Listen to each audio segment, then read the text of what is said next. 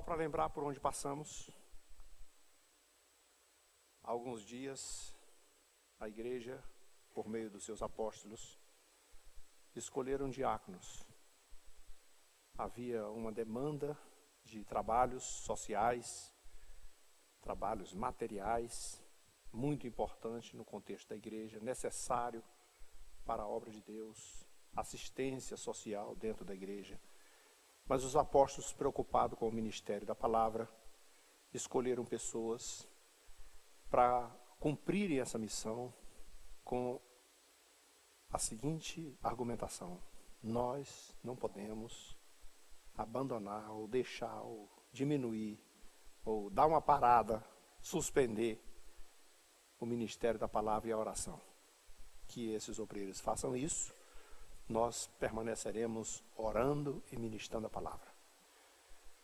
Mas os obreiros foram escolhidos com qualidades, com prerrogativas, com necessidades.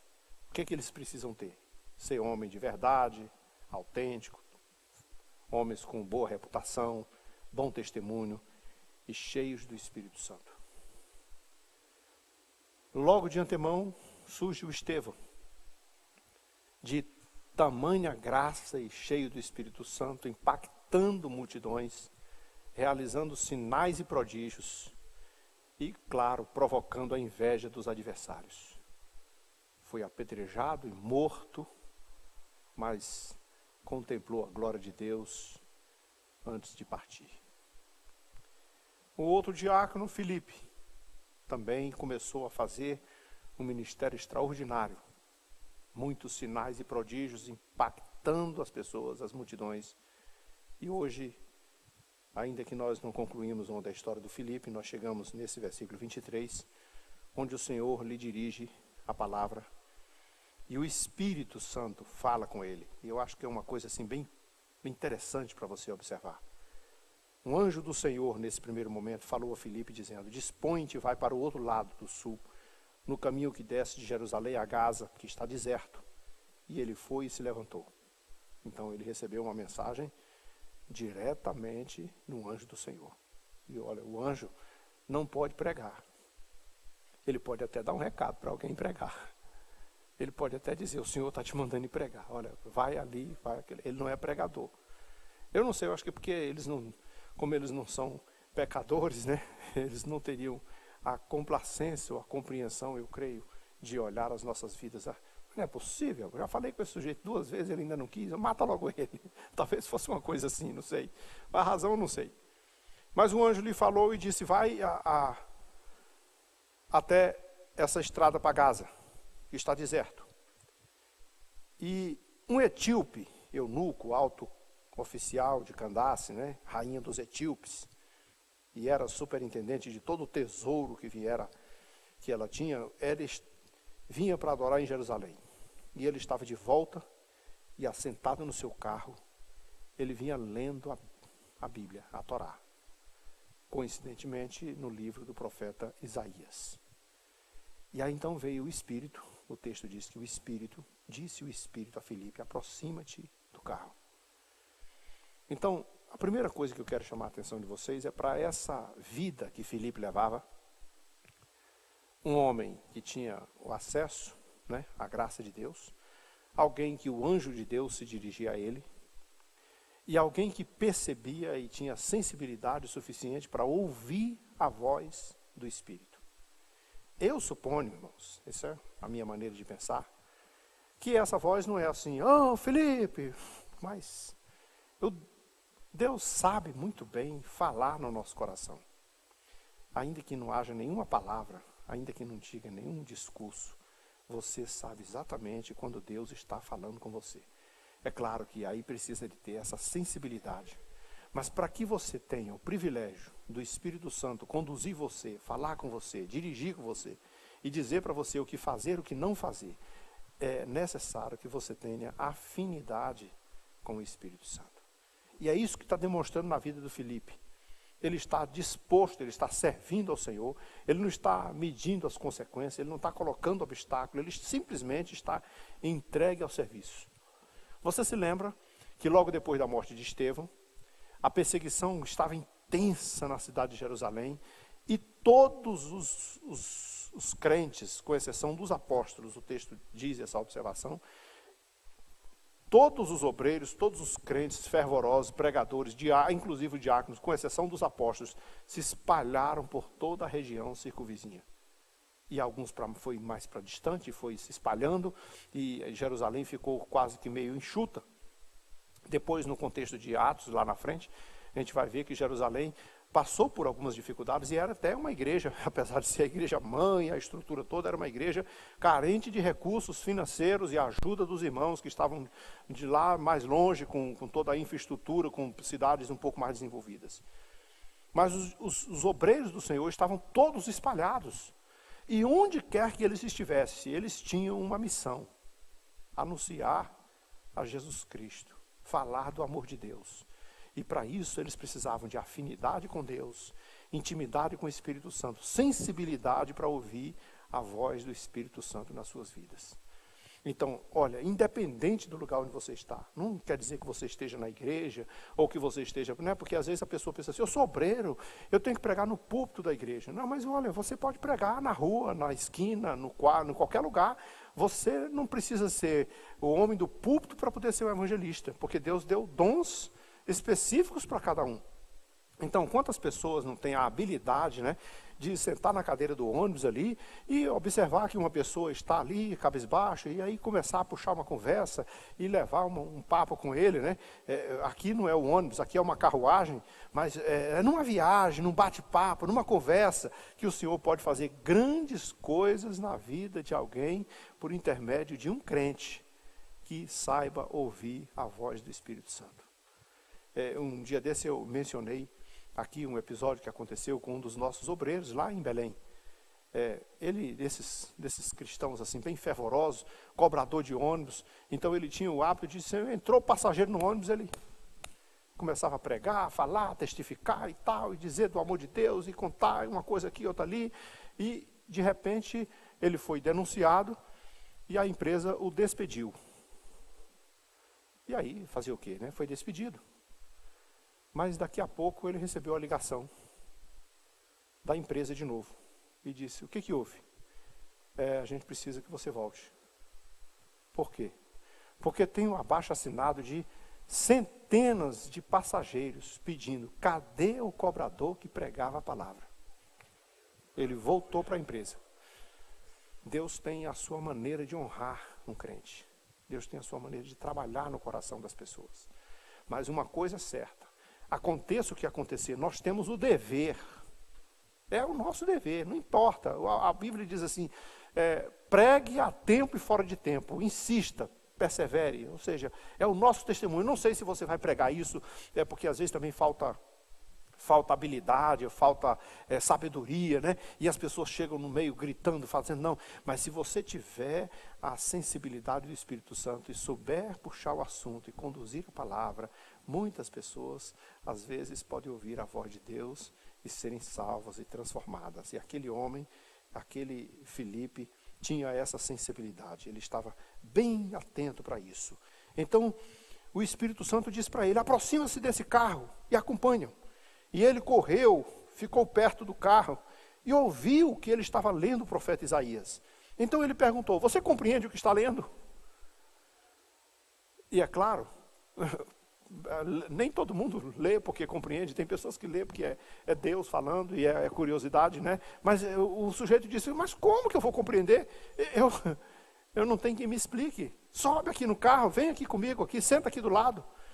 E então, Filipe agora é um passageiro, ao lado de um homem muito importante, que está com a Bíblia na mão, e ele quer resposta. Ele quer fazer algumas perguntas. E o texto que ele estava lendo no profeta Isaías,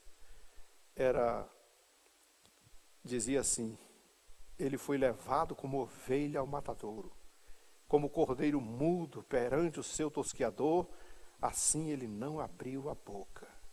Na sua humilhação, lhe negaram justiça. Quem lhe poderá descrever a geração? Porque da terra a sua vida foi tirada. E o texto parecia, né, um texto bonito, chamativo, mas o homem não entendia nada. O que está acontecendo? Ele está falando dele mesmo, o profeta, ou está falando de alguma outra pessoa? Explica para mim. E olha só, por que Deus mandou o Filipe até lá? Claro, porque Filipe já tinha recebido de Deus essa instrução. Eu vou dizer uma coisa para você. Deus deu a nós o privilégio de conhecer com muito mais facilidade a sua palavra. Deus nos deu isso. É por isso que é uma responsabilidade muito grande do cristão testemunhar com a sua vida e com aquilo que ele entende de Deus. Às vezes, eu uso a seguinte comparação.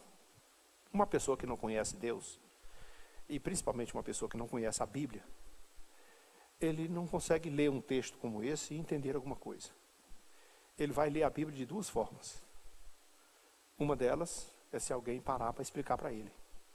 A outra coisa é se ele observar a sua vida e por meio do seu testemunho, ele disser, eu acho que essa pessoa aí está fazendo porque alguma coisa diz.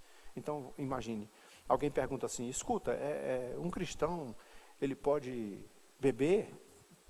E ele nunca sabia disso, então ele vai dizer assim, olha, eu não sei, eu acho que não. Por quê? É porque eu conheço o cristão fulano, que mora pertinho da minha casa, e ele não bebe.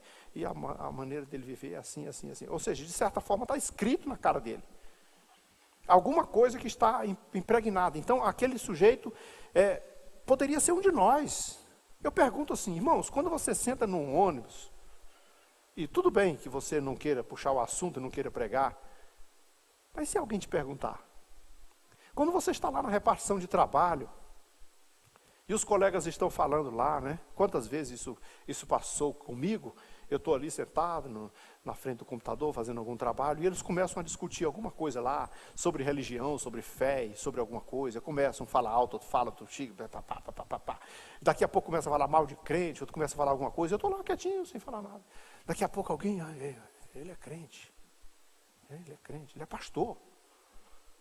Peraí, eu vou perguntar. Escuta, você que é crente, o que você acha de tal coisa?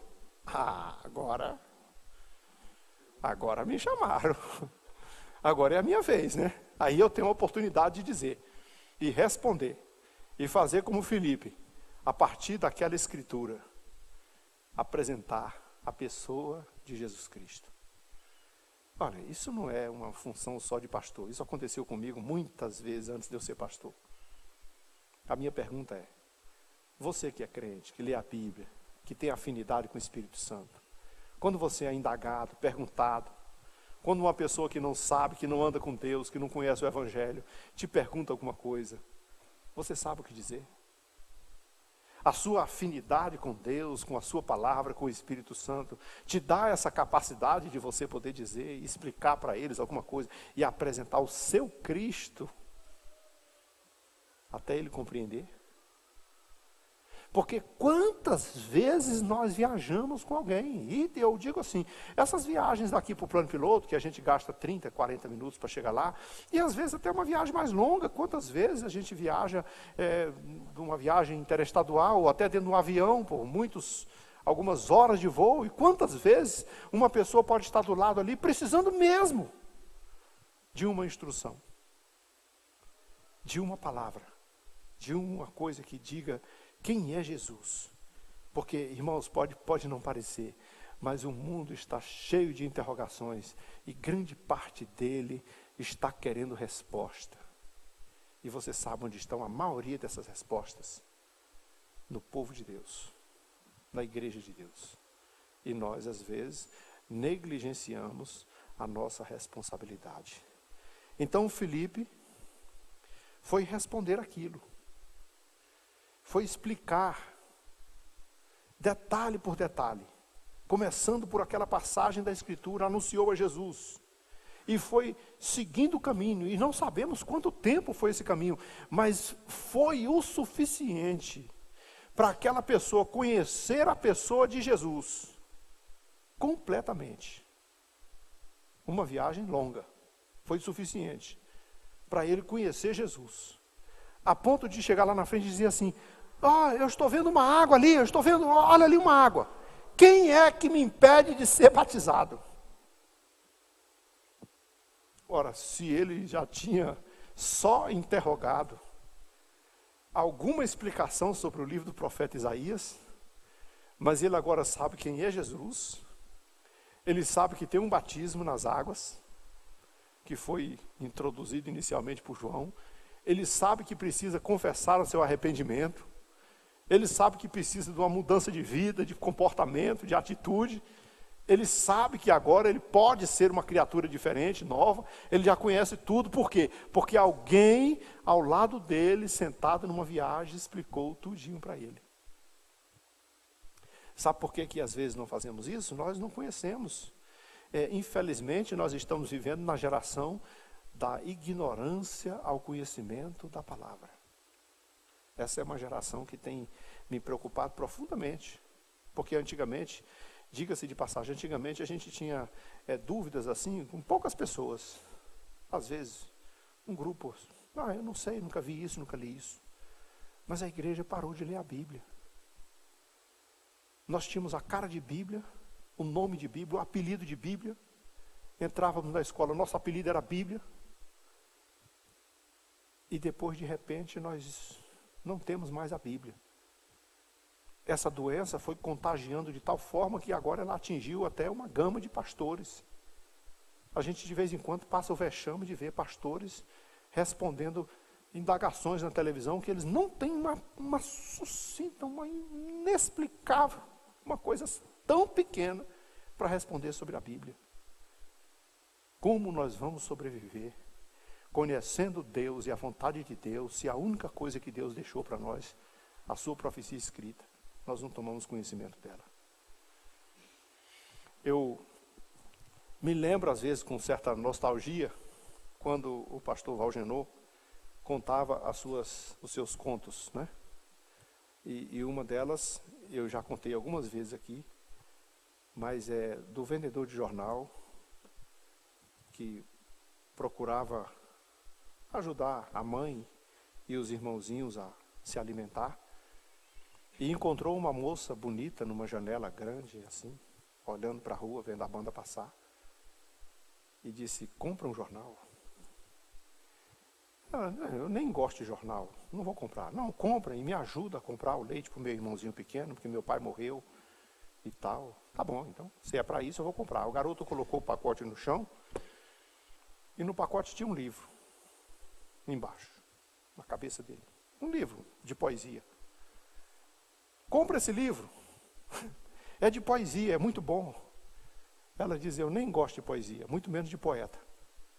Olha, mas se a senhora comprar esse livro, eu compro o leite do meu irmão. A garota disse: tá bom, então me dá o livro. Comprou o livro, guardou dentro de casa, de uma estante para outra, de uma caixa para outra, de um baú para outro, e nunca o viu.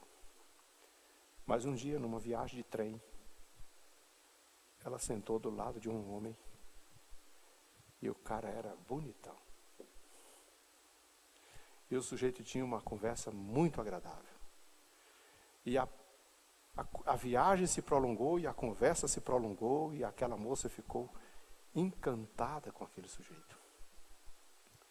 Mas quando chegou a hora de descer na estação, ela disse: mas eu tenho quase certeza que eu já vi você alguma vez. Aí ele disse: claro que deve ter visto. Eu sou escritor. Eu tenho um livro que já vendeu aí milhares de cópias, um livro de poesia, um best-seller. Mas a gente fala disso depois. Desceu do trem. Agora você imagine, a moça apaixonada, e se lembrou: meu Deus, eu tenho esse livro. Onde foi que eu joguei? Aí ela chegou em casa e revirou as estantes, abriu os baús, sacudiu a casa, varreu o chão, mexeu em tudo quanto é lugar. Lá pelo meio de muitas bagunças e muitos papéis,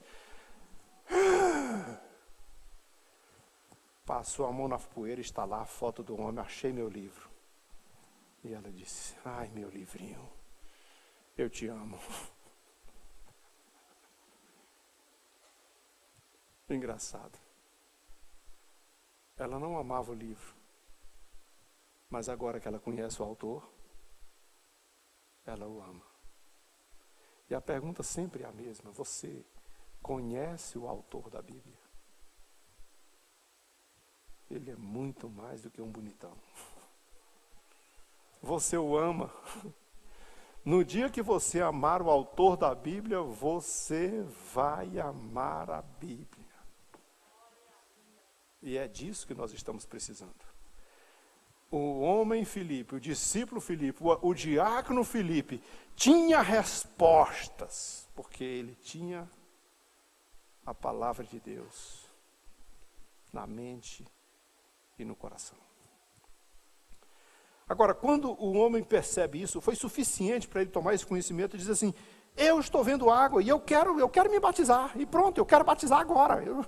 Eu não sei quando eu vou ver você de novo, eu não sei. Não é como aqui eu vou encontrar uma igreja, um pastor, alguém que me batiza. Eu quero me batizar agora. Eu posso ou não posso?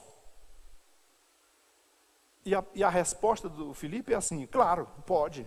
Se você crê, claro, se você crê de todo o coração. Porque o que é o batismo? O batismo nas águas, irmão, não é um batismo que vai transformar a minha vida. Quando você desce no tanque de batismo e é batizado, a única coisa que mudou fisicamente você é que você estava enxuto e ficou molhado. Mas o que você está pregando com isso? O que você está dizendo com isso? É simbólico, é natural. Gente, olha, para vocês todos ficarem sabendo, eu creio no Deus vivo. E a minha vida velha, passada, já morreu. Eu estou sepultando todo o meu passado aqui. Quem está chegando agora é uma nova criatura em Cristo Jesus. As coisas velhas se passaram e tudo se fez novo. É isso que você prega com batismo. E um eunuco que viajou com Filipe daqui até acolá, ele disse: eu quero ser batizado. E ele perguntou: você crê? Se você crê de todo o coração, e ele tinha muito mais do que isso para dizer: eu creio que Jesus é o Cristo, Filho de Deus.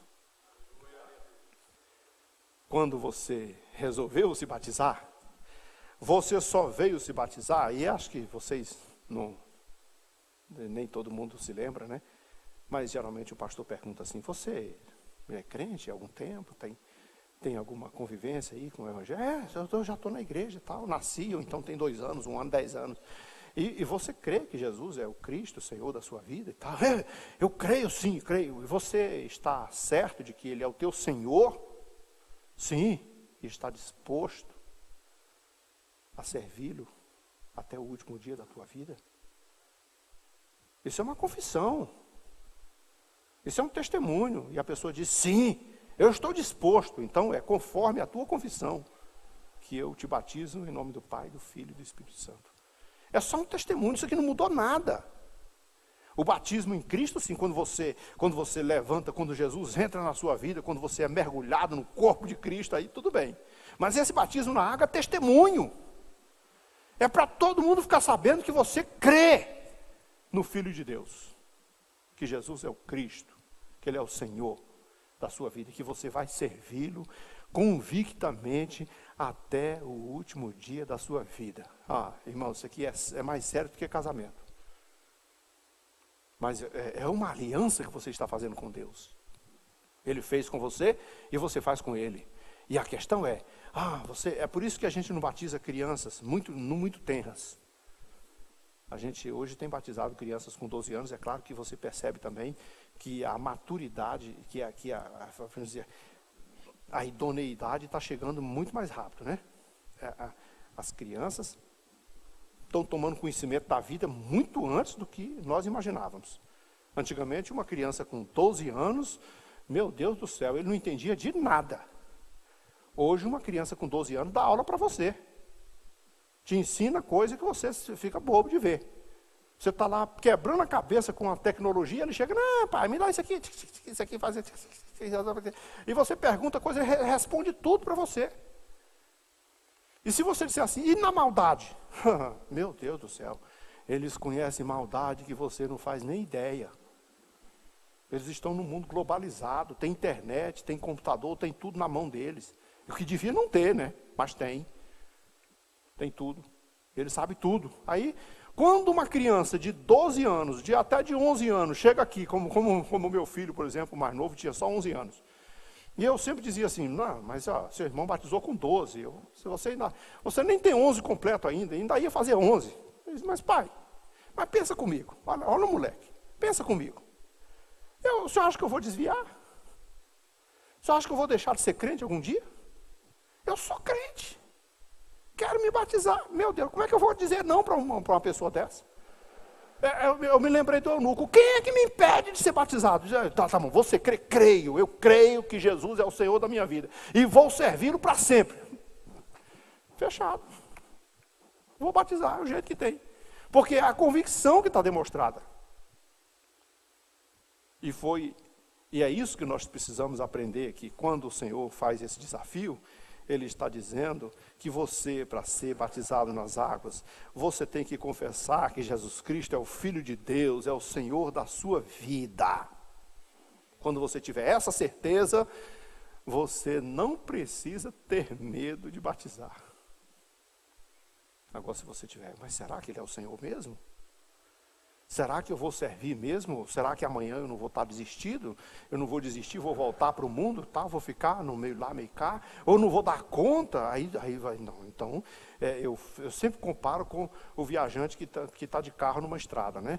Vai subindo uma rampa, tem uma baita de uma carreta daqui para lá, e aí ele vai avançando sem ver nada, aí ele vê uma placa assim, na dúvida, não ultrapasse. Pode ser que venha outra carreta do mesmo tamanho de lá para cá. E aí você vai dar de frente com ela. Então, a incerteza não é o caminho para você. O cristão deve batizar-se com toda a convicção. Mas você sabe o que é que dá a ele convicção, irmãos? Discipulado, instrução, testemunho. É você falar com convicção. Olha, eu vou dizer para vocês uma coisa. Hoje, uma das pessoas, uma das grandes massas que nós poderíamos estar batizando com mais frequência, seriam nossos filhos, jovens e adolescentes. Nossas juniores, 12, 13, 14, 15, 16. Mas acontece, mas não é com tanta frequência que a gente tem e gostaria que tivesse. Por quê? Porque nós, pais, eu digo nós aqui englobando a sociedade atual de cristãos, nós não evangelizamos nossos filhos. Às vezes nós o punimos, sem ele nem saber por quê. Às vezes nós o castigamos, sem falar nada para ele. Mas nós não somos capazes de falar para ele do amor de Deus. De tentar convencer nele, colocar nele a convicção de que Cristo Jesus é o Filho de Deus e é o Senhor da nossa vida. E é isso que nós precisamos. No dia do batismo, toda vez que eu vou batizar nessa igreja, eu venho para cá e chamo todas as crianças para cá. As pessoas dizem assim, mas por quê? É só porque gosta de criança e tal. Não, irmãos, prestem atenção. A criança está aqui, ela está vendo, e ela está achando bonito, ela está empolgada, e há muitas delas que vêm aqui e assistem assim, quando vai ser o meu dia? E alguns deles dizem assim, pastor, eu já posso batizar. Quantos anos você tem, filho? Tenho 8. Vamos esperar mais um pouquinho? Mas com quantos anos que pode? Mas por que eu não posso? Eu já quero batizar. E a gente vai provocando esse desejo. Mas olha, você imagine se o pai fizesse a mesma coisa com um discipulado dentro de casa, né?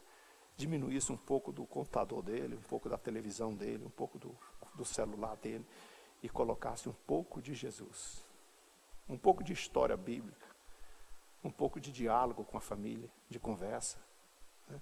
Para que ele tivesse essa afinidade com a palavra, e quando dissesse assim, eu quero ser batizado, ele pudesse dizer, eu quero ser batizado, porque eu creio que Jesus Cristo é o Filho de Deus, que é o Senhor da minha vida, e que eu vou servi-lo até o último dia da minha vida. Quando você conseguir botar isso no seu filho, então, foi isso que o eunuco conseguiu alcançar. Então, eles desceram, e Filipe o batizou ali naquela água, E quando saíram da água, o Espírito do Senhor arrebatou a Filipe. Era só mesmo para Deus fazer um milagre na vida daquele eunuco. Ele saiu cheio de júbilo, ele saiu empolgado, glória a Deus. Como o Senhor me visitou de maneira tão extraordinária. Filipe já estava em Azoto, que é a mesma Asdod lá, que na época era a terra dos filisteus, né? Mas agora já está em outro lugar, já está em outra terra, na parte, né? E o que Filipe fazia em Azoto, e o que Filipe fazia em Asdod, na terra lá? O que Filipe fazia por onde quer que ele fosse, onde quer que ele pisasse? O que ele fazia? Queridos, pregava o evangelho em todos os lugares. Só o que ele fazia, evangelizava todas as cidades, até chegar a Cesareia. Nós estamos refletindo sobre isso. O livro de Atos é um livro missionário. E missionário, é claro, nós somos uma igreja com uma visão transcultural. E quando a gente prega missões aqui, eu sempre estou olhando do outro lado de fora, das fronteiras. E sempre estamos enxergando os confins da terra. Mas isso não quer dizer que você não pode evangelizar a sua terra. Porque, às vezes eu faço um teste, quando as pessoas chegam aqui e dizem assim, pastor, meu coração está queimando, eu quero ir para o campo. Quer mesmo? Tem certeza disso? Tenho, eu quero ser missionário, porque eu tenho certeza, meu coração já, o Senhor está me chamando para tal lugar. Então, vamos testar, vamos saber se tem mesmo. Qual é o teste? Vai ali no Ministério de Missões. Engaja ali para ver. Começa a trabalhar na obra de evangelização. Começa a visitar aí os hospitais, as penitenciárias, os lugares, as coisas complexas. Começa a fazer um evangelismo aí junto com os ministérios que estão engajados nisso. Começa a se envolver com, eu queria era lá no mundo, lá no campo. Não tem jeito não. Lá você não vai dar conta não. Se aqui você não dá conta, como é que você vai dar conta lá? Agora, se você for bem sucedido aqui, eu vou dizer uma coisa para você, a coisa que eu acho melhor no mundo é quando alguém diz assim, eu tenho chamada missionária.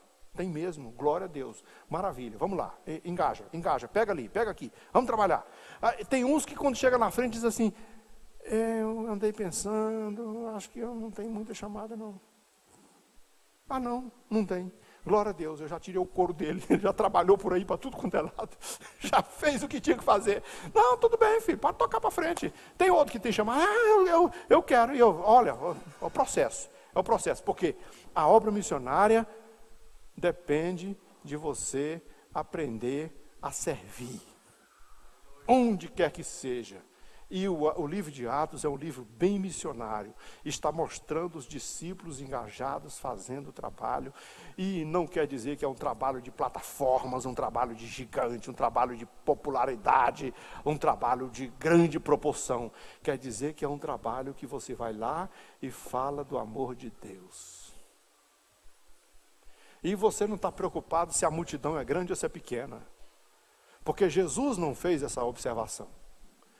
Eu acho que não tem pregador maior do que Jesus. Não tem. Com toda a habilidade, com todo... E Jesus gastou alguns cartuchões, assim, daqueles que eu digo assim, meu Deus, tem uns camaradas que quando eles vão fazer um negócio desse, assim, não, eu tenho que esperar uma multidão, né? Você convida um pregador hoje para um evento, ele pergunta assim, quantos membros tem a igreja?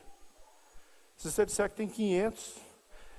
porque você sabe, eu estou com compromisso já marcado, não vou poder ir e tal. Se você disser que tem 5.000, eu até tinha um negocinho, mas a gente consegue resolver. Que dia é mesmo? Ele muda de ideia na hora.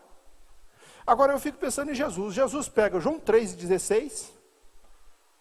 Olha só o tanto de livro que já saiu desse versículo. O tanto de alma que já se converteu com essa palavra. O tanto de mensagens poderosíssimas que já foi pregado com esse versículo. Jesus pega esse versiclão, esse cartuchão, como digo, e distribui para uma pessoa durante a noite. Jesus pega outra coisa extraordinária do seu ministério e entrega para uma mulher lá em Samaria, que nem tinha lá tamanha reputação. Porque Jesus não enxerga como nós enxergamos. Ele simplesmente enxerga que uma alma vale tudo. tudo. Isso é fazer missões. Isso é fazer a obra de Deus. Então, queridos, nós vamos fazer, eu comecei a ler o 9, mas a gente vai seguir isso na semana, né, na próxima reflexão, porque a gente tem pouca pressa, que é para não sair mal feito, né? O importante é você entender e depois você vai seguir conosco aqui, capítulo 9, vamos começar a acompanhar a história de Saulo, que nós já vimos uma parte dele lá, quando Estevão foi apedrejado, e agora nós vamos ver a história que daqui para frente vai se discorrer em torno dessa pessoa, ok? Nós vamos orar agradecendo a Deus, pastor Joel.